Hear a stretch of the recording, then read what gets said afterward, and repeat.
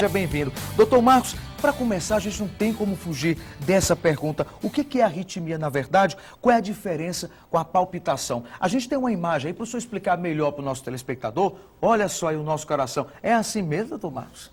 Exatamente. Então, aqui no coração dá para ilustrar bem. Então, a arritmia cardíaca, no caso, a gente tem o coração, ele tem um marca-passo natural, tá certo? Ele tem um pequeno foco nele que dá o nosso batimento compassado, geralmente abaixo de 100 batimentos por minuto, acima de 60 batimentos por minuto. E o que é que acontece nas arritmias? A gente perde esse ritmo, que pode bater de forma muito rápida, principalmente acima de 100 batimentos por minuto, ou de forma muito lenta, abaixo de 60 batimentos por minuto, ou até, de certa forma, descompassada. A palpitação, que você perguntou, na verdade, é uma das formas de manifestação, um sintoma da arritmia cardíaca. Tem outros sintomas que a gente vai conversar mais para frente. Então, mas a palpitação faz parte de uma manifestação da arritmia cardíaca. Então, a arritmia, que é uma dúvida da maioria, inclusive eu achava que só para mais. E não, pode também um ritmo mais lento. É arritmia também. É arritmia também. É preocupante também, doutor? Ela pode ser localizada tanto na parte de cima do coração quanto na parte de baixo. Tem vários locais que ela podem se originar. Doutor Marcos, e quais são as causas? Existe uma predisposição para a pessoa ter esse problema? É uma doença? É uma doença, tá? Não necessariamente que seja maligna, tem as formas benignas, tem as formas malignas, mas essa manifestação pode se dar por alterações na estrutura do coração desde o nascimento. Então, pessoas podem nascer, vamos dizer, com vias anômalas, ou seja, uma parte elétrica a mais do que o sistema de condução normal do coração, né? Pode ter alterações na própria estrutura do coração, levando a circuitos que podem favorecer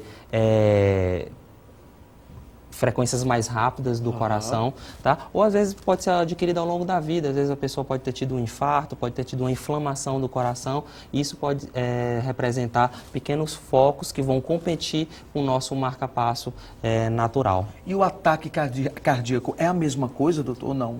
Existe uma certa confusão nisso daí. O ataque cardíaco nada mais é do que o famoso infarto, né? No ataque cardíaco, o que a gente tem? A gente tem uma obstrução de uma artéria coronária, ou seja, as artérias coronárias, elas vão levar sangue para todo o coração, para levar os nutrientes para o coração. Quando você tem um ataque cardíaco, ou seja, um infarto, você tem uma obstrução dessa artéria, por exemplo.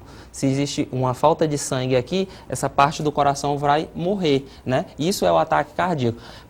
Pessoas que têm ataque cardíaco podem ter morte súbita, podem ter arritmias malignas e morte súbita. Então, até 75% dos pacientes que têm morte súbita, eles tiveram um ataque cardíaco prévio ou um infarto do miocárdio prévio. Então, por isso que confunde muito, né, doutor Marcos? Confunde um pouco. Agora, eu queria que o senhor relatasse um pouco mais quais são os principais sintomas de quem tem arritmia ou da arritmia. Quando é que a gente deve ficar com aquele sinalzinho vermelho em alerta? Tá certo. Então, como você bem lembrou, um dos primeiros sintomas é a palpitação, né? A palpitação ou algumas pessoas chamam de batedeira, né? Então o coração pode adotar uma frequência muito rápida e ele tem essa sensação que é como se estivesse correndo, com aquela frequência rápida, como se estivesse correndo, mas a pessoa está em repouso, está sentada assistindo uma TV, por exemplo. Doutor Marcos, antes do senhor falar o outro sintoma, eu queria saber, ele interrompendo, eu lembrei disso. Quando a gente, por exemplo, faz uma corrida, ou corre um pouco, ou teve um susto, é normal a gente ficar com aquela palpitação mais acelerada. Mas isso é normal até quando?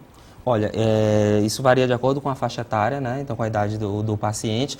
Então dependendo também do tipo de atividade física, se for uma atividade mais leve, uma atividade mais vigorosa, o coração ele acelera para propiciar que chegue sangue em todo o corpo.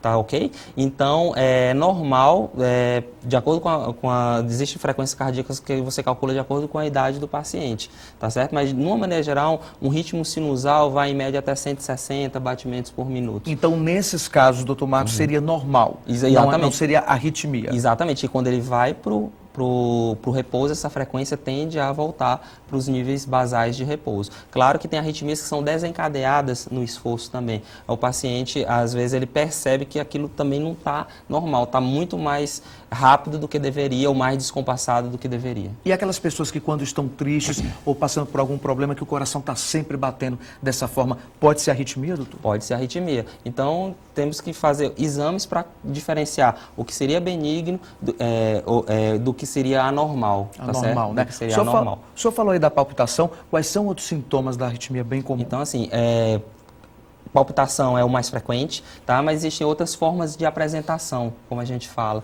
Por exemplo, tem pacientes que podem ter tonturas, né? Então, por conta, às vezes o coração está batendo muito rápido e o sangue pode não chegar de forma adequada no nosso cérebro. Isso pode levar a tonturas. Tem pacientes que podem ter desmaios por conta disso daí.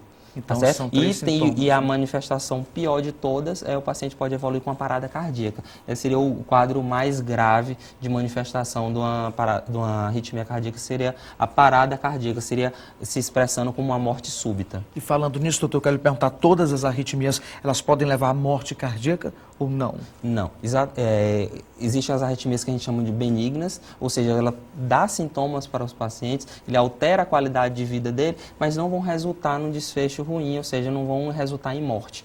Tá? Principalmente as arritmias da parte superior do coração, as arritmias supraventriculares, geralmente elas têm um caráter mais benigno, né? Ou seja, ela vai alterar a qualidade de vida, mas não vão resultar em morte. As arritmias da parte de baixo, existem arritmias tanto benignas, tá certo? De pessoas que têm um coração estruturalmente normal, mas tem a grande maioria das arritmias responsáveis por, no caso, uma morte súbita, são arritmias dessa parte de baixo do coração. Por exemplo, a fibrilação ventricular, ou taquicardia ventricular. E aí dá tempo de tratar e se prevenir, né, doutor? Exatamente. Vou pedir para o senhor sentar um pouquinho, já já.